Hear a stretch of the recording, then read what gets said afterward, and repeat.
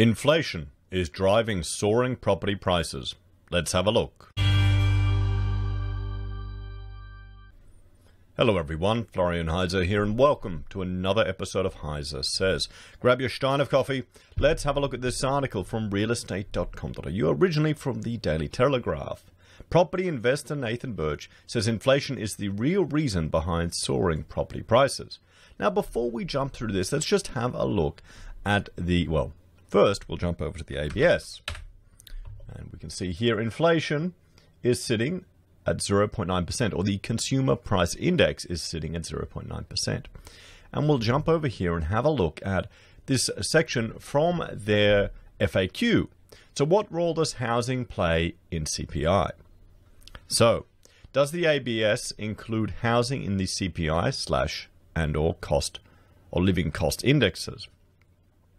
So housing plays an important role in the calculation of the CPI, with almost 23% of all spending by Australian households being directed towards their housing.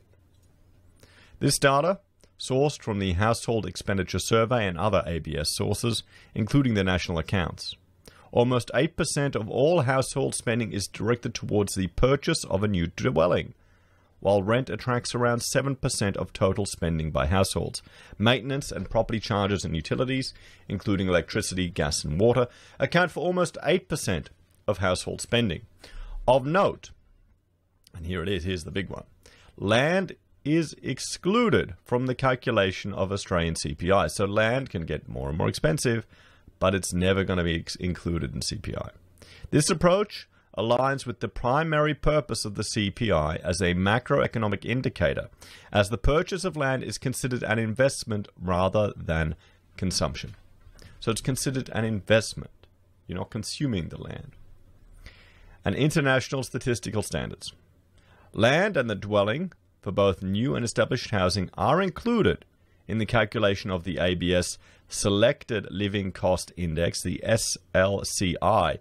Have you ever heard that on the TV? Have you ever heard them mentioning the SLCI? No, they only ever mention the CPI. Politicians don't talk about the SLCI. The ABS produces a range of other indexes that are better suited to assessing changes to the cost of living for Australian households. The SLCIs are particularly suited to assessing whether or not the disposable income of households have kept pace with price changes. This is because the underlying concepts and products priced are designed to answer the question, by how much would tax money incomes need to change to allow households to purchase the same quantity of consumer goods and services that they purchased in an earlier period? Oh, I like that question. I really like that question. Housing plays an important role in the compilation of the ABS living cost indexes. In particular, the SLCI measures the total price of the dwelling, including land, as well as changes to mortgage interest charges, to determine if housing living costs have changed. So here's the thing. So with our mortgage going down, they can argue housing's just as affordable. Sure, housing's more expensive. Sure, you're going to be locking yourself into a mortgage for an even longer period. Sure, houses cost several times the median income. But because interests are low, it's still affordable. Quiet plebs, go buy. Borrow, borrow, borrow.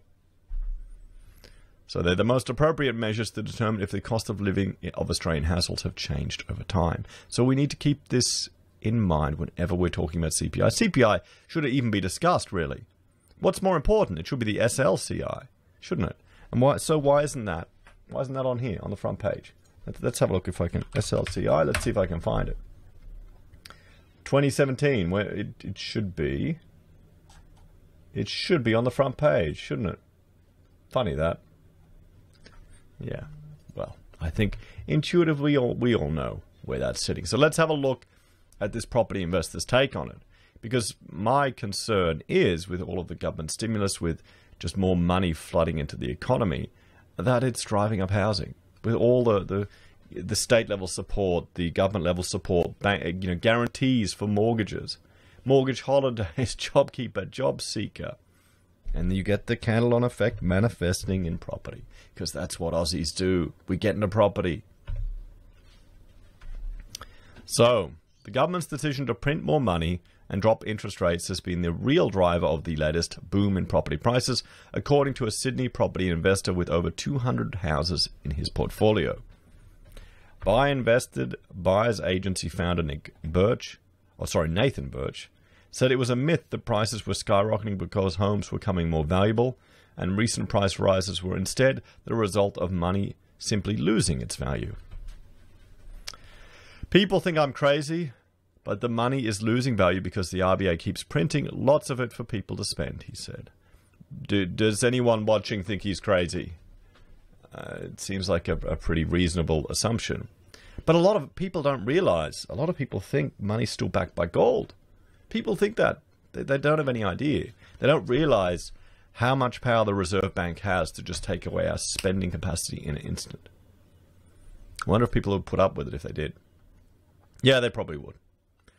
As Sydney home values reached an all-time high today, after growing at the fastest rate in 17 years, Mr. Birch said the RBA's money policy, along with government incentives, was driving inflation levels up. But they don't remember, they don't care about housing on CPI. They're not worried about that. Yeah. Oh, well, sorry, they're not worried about the land. Land, because it's an investment, guys. It's an investment. The latest inflation figures from the RBA shows in the past 6 months to December, the CPI has gone from -0.3 to 0.9, the fastest increase in several years. And there we go. CPI is not the measure. Again, every article, every journalist, every newspaper report is talking about CPI. Why isn't the SLCI on the front page? Why isn't it right here? It should be. Maybe we need to get a petition going, asking for the ABS to have the SLCI placed right next to it. That'd be good. You can see the percentage increase on that every day. That needs to be the push. That will make a change.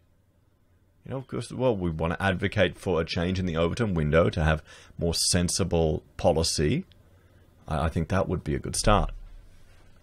Mr. Birch said the rate of inflation was going to rapidly increase in the coming years as the result of additional stimulus injected into the economy during the pandemic.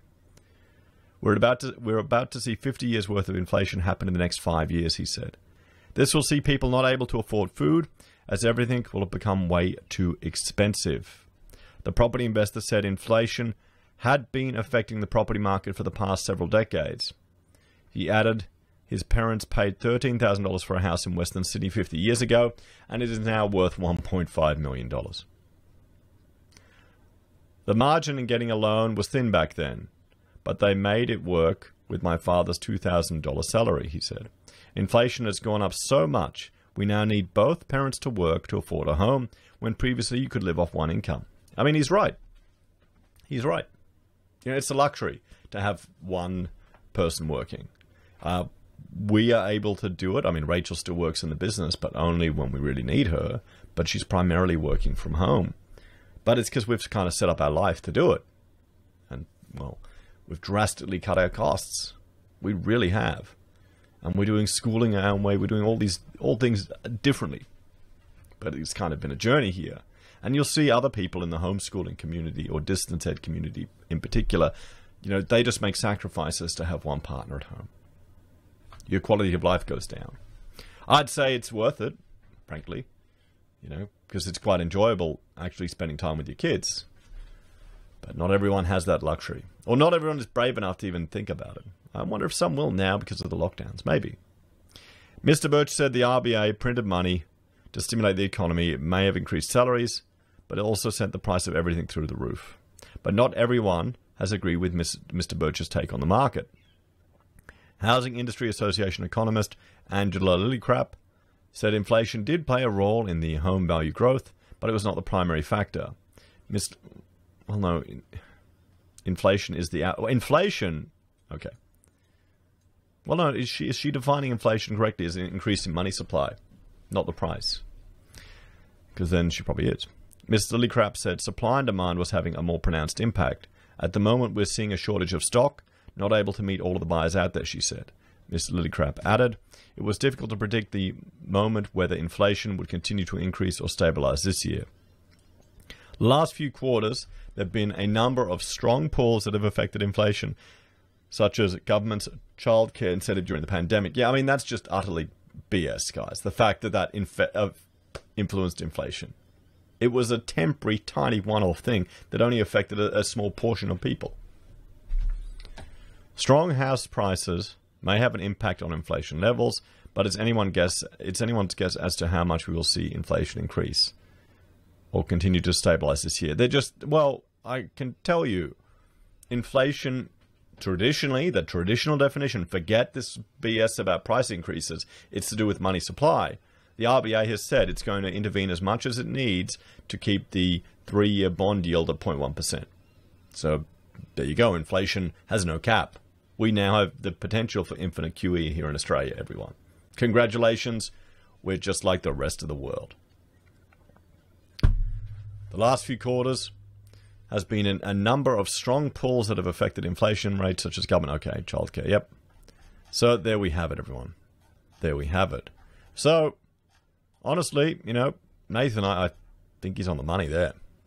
You know, I mean, if we've talked about him before, I think he's the bloke that is investing in lower socioeconomic areas and cheaper properties, which are pretty much going to be supported by government welfare payments just in case. What do you think? So there we have it, everyone.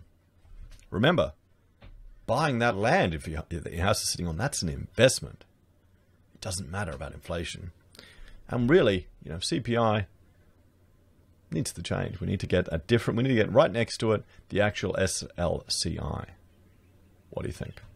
As always, let me know your thoughts and opinions in the comments down below. Please like, share, and subscribe to the channel. If you're a fan and enjoy the content I create here, there are a few ways you can support us. You can join the channel on YouTube or Patreon. You can support us using our affiliate links from Amazon, eBay, Independent Reserve, or AussieBroadband. You can buy merch from HeiseSays, use Gold Pass from the Perth Mint, or support us via PayPal. Take care, and I'll see you all next time. Bye for now.